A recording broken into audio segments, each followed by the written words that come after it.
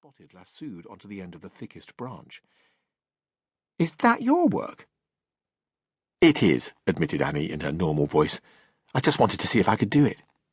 "I would have let the ladder down for you," George told her. "Last time I asked you to do that," she complained, "you made me guess about 1,000 million different passwords, and I still had to give you half my Kit Kat." "That wasn't a Kit Kat," George reminded her. "It was a piece of chocolate." He used his fingers to make comma marks around the word. "You tried to create under lab conditions, done up in a Kit Kat wrapper to see if I could tell the difference." "If a mouse can grow an ear on its back," protested Annie, "then why can't I grow a Kit Kat?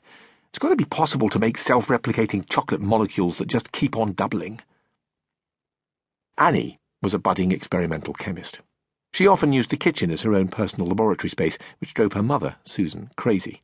Her mum would reach into the fridge to get a carton of apple juice and encounter crystalline protein growth instead. "FYI," said George, "your Kit Kat tasted like a dinosaur's toe." "It did not," interrupted Annie. "My homegrown chocolate was delicious." "I don't know what you mean. And when have you ever chewed a dinosaur's toe anyway?" "Toenail," finished George. "Seriously gross, like it had been fossilized for 1 trillion years."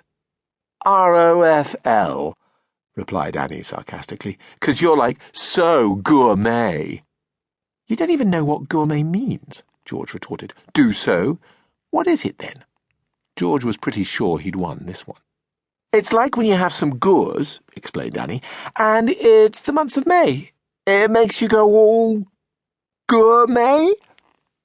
She just made it to the end of the sentence before bursting out laughing, so hard that she fell off the beanbag. "You're an idiot," said George good-naturedly. "With an IQ of 152? Annie picked herself up off the floor. She'd had her IQ tested the week before, and she wasn't about to let anyone forget the results. Suddenly, she spotted the lineup of George's possessions. "What's all this?" "I'm getting my things ready." George pointed at the equipment, which had been rescued from the tiny hands of his twin sisters and borne up to the treehouse for safety.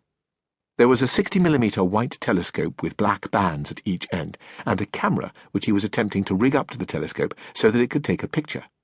The telescope had been a present from his grandmother, Mabel, but amazingly, the camera had come from the tip. "So I can get photos of Saturn when it gets dark. If my boring mum and dad don't make me go in. It's my half-term project." "Cool!" Annie squinted into the viewfinder of the telescope. "Ugh!" she exclaimed immediately. "It's got something sticky on it." "What?" shouted George.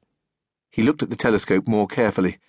Sure enough, around the viewfinder was some kind of gluey pink substance. "That's enough!" His temper suddenly exploded. He started to climb down the rope ladder. "Where are you going?" Annie scrambled after him. "It's no biggie, we can clean it off." But George had steamed ahead, back into his house, his face red with fury. He barged into the kitchen where his father was attempting to give Juno and Hero their tea. "And one for Dada," Terence was saying to Hera, who opened her mouth, accepted the green goo, and promptly spat it back at him. Hera then shrieked with laughter and banged her spoon maniacally on the tray of her high chair, which made all the other bits and bobs of food jump around like Mexican beans. Juno, who tended to copy her twin, joined in, banging her spoon and making a disgusting wet farting noise with her lips. Terence turned to look at George, an expression of mixed suffering and joy on his face. Green slime dripped off his beard and down his homemade shirt. George took a deep breath to start on his angry tirade about small people who messed up other people's stuff, but Annie managed to squeeze past him just in time. "Hola, Mr. G," she sang cheerily to Terence. "Hello, baby girls." The girls banged their spoons and gargled eagerly at this new distraction from dinner time. "Just wanted to ask George if he could come over to mine," chirped Annie. She reached out a hand to tickle Hera under her soft, sticky chin, which made the little girl dissolve into helpless giggles. "What about my telescope?" George muttered crossly behind. "We will sort it," she said firmly back to him in a low voice. "So lucky to have baby sisters," she cooed over the twins. "I wish I had lovely ickle baby sisters. I'm just a one and only lonely child." She pulled an exaggeratedly sad face. "Humph." George would have liked nothing better than to live in Annie's quiet, geeky, techno-obsessed household with her scholarly father and her increasingly career-minded mother.